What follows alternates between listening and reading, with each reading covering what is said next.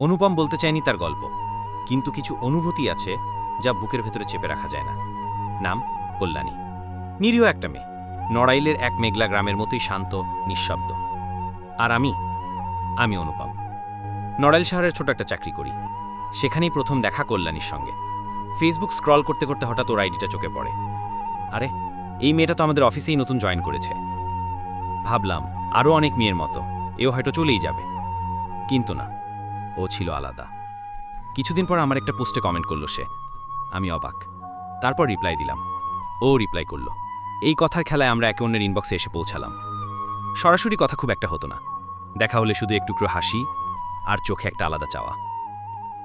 একদিন জানলাম ওর ইচ্ছা, একবার কাউকে নিয়ে বাইকে করে ঘুরতে যায়, ফুচকা খেতে চায়, আইসক্রিম খেতে যায়। আমি আর দেরি করলাম না।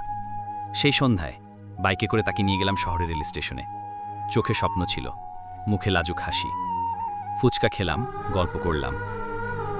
আইসক্রিম সেদিন খাওয়া হয়নি, কিন্তু ভালোবাসা গলায় একটুকরো ঠান্ডা লাগা নিয়ে শুরু হয়ে গিয়েছিল সেদিনই। রাতে ঘুম আসেনি। বারবার ভাবছিলাম এসব ঠিক তো, একই অফিসে কাজ করি। তবুও মন বলছিল যদি ওকেই জীবনসঙ্গী করি তাহলে দোষ কোথায়। তারপর প্রায় প্রতিদিন সন্ধ্যায় দেখা করতাম, ছোট ছোট ভিডিও করতাম, হাসতে হাসতে সময় পার হতো। একদিন একটা রিল ভিডিও ভুল করে টিকটকে শেয়ার করে ফেললাম। ওটা ভাইরাল হয়ে যায়। সবার সামনে আমরা একজোড়া হয়ে গেলাম। অফিসে ফিসফাস, আমাদের এমডি স্যার পর্যন্ত জেনে গেলেন। ও বলেছিল এইভাবে না জানালে ভালো হতো, কিন্তু আমি ভেবেছিলাম আমি তোকে জীবনসঙ্গী করতে চাই, লুকিয়ে কি লাভ। এক সন্ধ্যায় ও পাশে বসে আমি বলে ফেললাম আমি তোমায় বিয়ে করতে চাই। ও থেমে গেল, চোখ নামিয়ে বলল, একটা কথা বলবো? শুনে যদি তুমি আর কথা না বলো তাহলে কি আমাকে মাফ করবে? আমি বললাম, শোনো, আমি তোমার সব কথা শুনিব, কারণ আমি তোমায় ভালোবাসি। ও হাতটা চেপে ধরল। তারপর বলতে লাগলো, আমি একবার বিয়ে করেছিলাম। ও আমাকে মারত, কষ্ট দিত। আমার মা বাবা বলেছিল চলে আয়। আমি ফিরে এসেছি। আমি ডিভোর্স নিয়েছি অনুপম, আমি ডিভোর্সি। সে কাঁদছিল।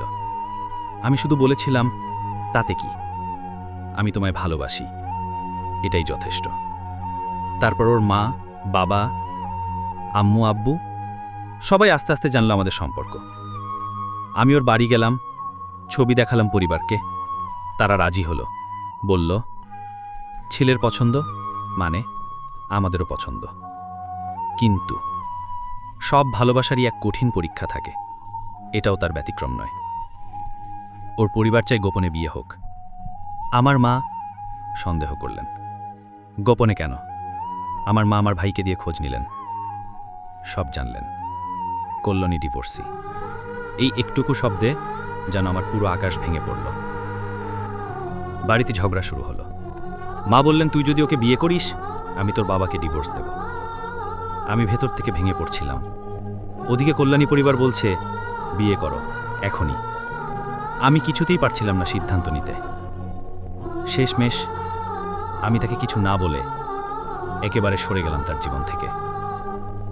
ও যোগাযোগের চেষ্টা করেছে বহুবার, কিন্তু আমি সাহস পাইনি। ভালোবাসি আজও, তবু বুকে পাথর চেপে থাকি। আজও রাতের নিস্তব্ধতায় চোখ বন্ধ করলে সেই সন্ধ্যার রেল স্টেশনটা চোখে ভেসে ওঠে। আর এক টুকরো মুখ, যার নাম কল্যাণী। শেষ লাইন, ভালোবাসা মানেই প্রাপ্তি না। অনেক সময় ভালোবাসা মানে হারিয়ে যাওয়া। আর সেই হারিয়ে যাওয়া গল্পগুলোর নাম অসমাপ্ত প্রতিজ্ঞা।